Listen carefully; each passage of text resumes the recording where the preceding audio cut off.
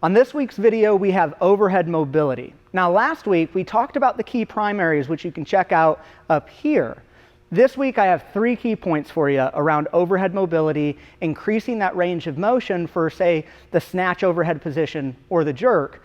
We're going to talk about what to do pre and during the workout. We're going to talk about what you can do immediately after the workout. And we're going to talk about what you can do anytime during the day and why it's all important that you time these exercises up like that. Let's get into it. All right, so overhead mobility in weightlifting. Now guys, disclaimer, remember, some things in our lower body can contribute to a poor overhead mobility, but here we're just gonna focus on the upper body. So I have 7 exercises for you at the end of the video, but let's talk about timing. So pre and during workout, our goal here is to mobilize to our current limits in the movement. We're not trying to significantly move past those limits pre-workout or during the workout. Many athletes have a hard time understanding this.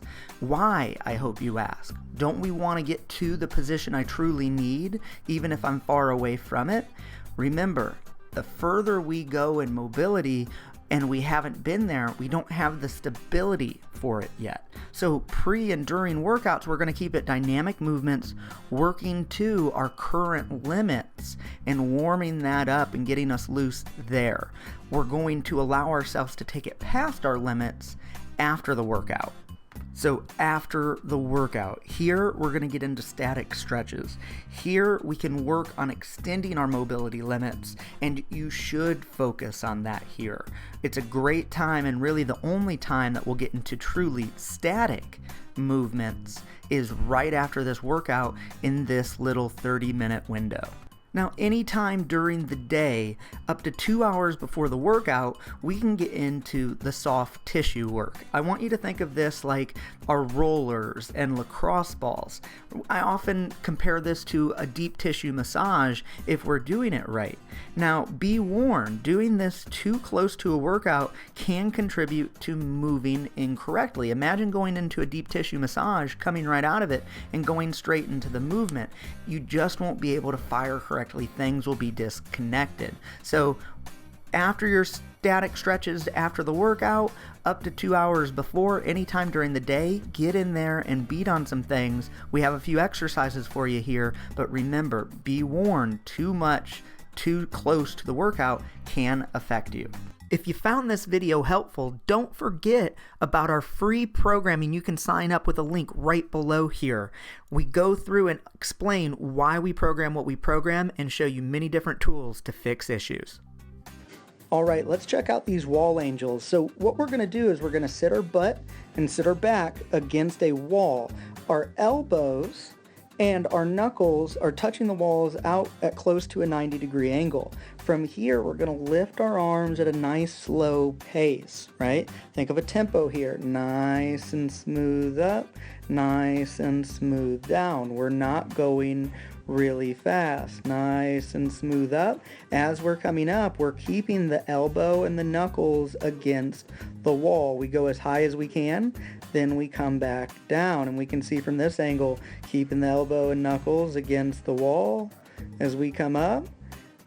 And then as we come back down, we typically do, say, 2 sets of 10. This is a great way to warm up that upper back, to get some movement and get things going.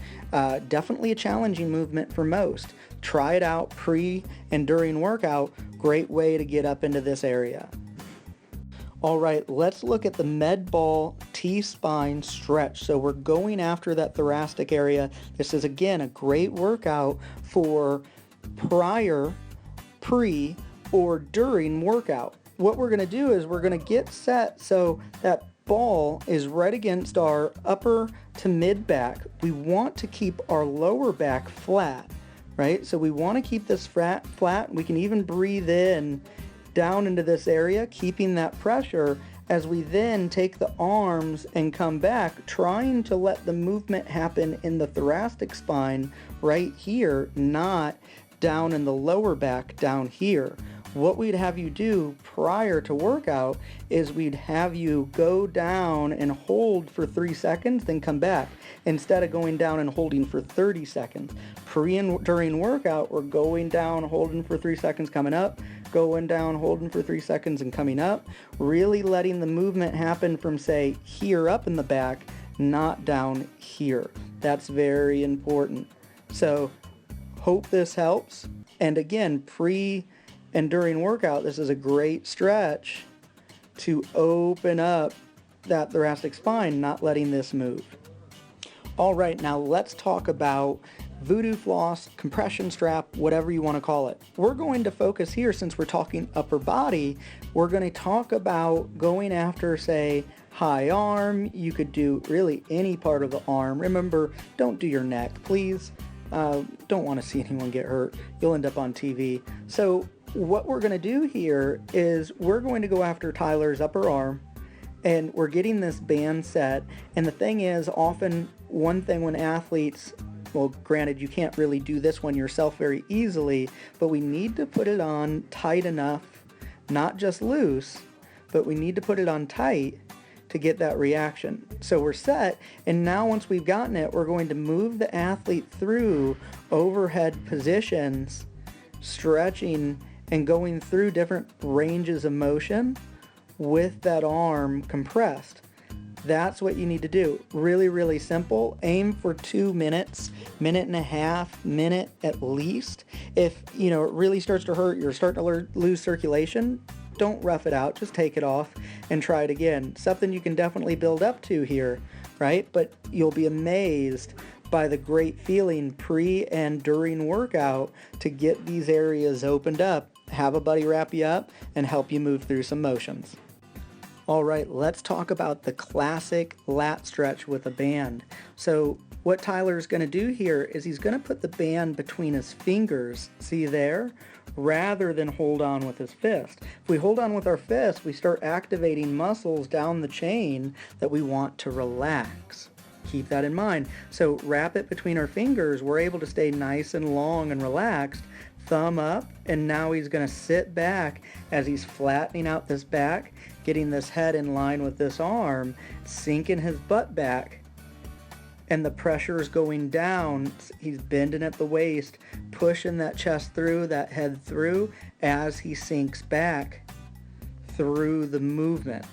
I see this a lot in gyms. That's why I call it the classic lat stretch. I feel it's very known, but don't underestimate its power to get into especially a lot of this side meat and up into this tricep, this arm through our lat to get this lengthened. That's why we want to stay relaxed. See how he doesn't have to squeeze that hand here to hold onto the band? Sinking back, letting the stretch happen after a workout. This is absolutely a great static stretch. All right, let's go over the pec and bicep stretch with a band. That's absolutely fantastic for after a workout, especially when you've gone into that overhead position. We're going to grab onto the band like we really highlighted when we showed the classic lat stretch. Now, the big difference is about to happen here. Watch how he turns his thumb down and he keeps his shoulder down and back, right? He doesn't let the front of the shoulder roll forward. We definitely don't want that. Now, keeping it upright, he's able to turn his torso, right, while also turning his hip to get the stretch here through the pec, through the bicep tendon. That's very important and a fantastic, fantastic stretch to do after a workout. So now we're really getting into this. You see that thumb turn down, and if I take the last quick shot here, you see that thumb's turned down, shoulders down and back, and here's that stretch going on, which is absolutely fantastic to do after a workout. All right, we're going to trace the scapula with a lacrosse ball to free up the scapula for those overhead movements. As you can see, we're placing the ball around the scap, just showing you the points, right? They don't have to be exact points, but we're just going to trace the scap with the ball like that while we're lying on it. Now, what we're going to do is we're going to pin the ball under one of those spots. Say we start here, as you can see, more towards the trap, upper part of the scapula. AJ's arms extended straight over his head, and he's going to bring his hand down towards the opposite hip, turning that thumb towards that hip. And then he's going to reverse that pattern, bringing it back up, keeping that arm nice and straight. And he's going to turn his hand towards the floor, keeping it close to the head. And that's our movement, back and forth, right? 3 to 5 times of this movement per spot. Then he would move to another one of those spots around the scap with the ball and repeat this process of moving his hand from the hip to overhead, keeping that arm locked and keeping the arm close to the head, and then rotating that hand back towards the hip. This is another great movement anytime during the day other than that 2-hour window prior and during the workout. We don't want to get in there too deep, but this is great in the morning, after training, anytime during the day other than that. All right, guys, we have the pec and front delt smash with a lacrosse ball. Here, we're just showing that we're going to trace the collarbone, and then we're going to come down the pec. That's our pattern. That's where we're taking the ball. So now when we get into the movement, AJ is going to lay on the ball, placing his arm behind his back, and now he's going to move in short increments back and forth, maybe an inch or two at a time, tracing that scap, and then working his way down the side of the pec, right? Just relaxing and letting himself get pressure on there. Now, we can also do another movement here rather than just the back and forth motion, but we can start taking our arm in the motion that we would move going overhead. So here, he unlocks that arm, he brings it from internal rotation to external rotation, back down, see how his arm starts to rotate, hand under right there, back into internal rotation, flipping it over, coming back out into external rotation, working through that range of motion we want to get to. Absolutely great exercise for any time during the day. I wouldn't do it immediately before a workout. I wouldn't do it in the middle of a workout. We don't want to get too deep. We want to warm ourselves up to where we currently have mobility. This is great, say, within 2 hours prior to the workout and any time during the day other than that 2-hour window before a workout.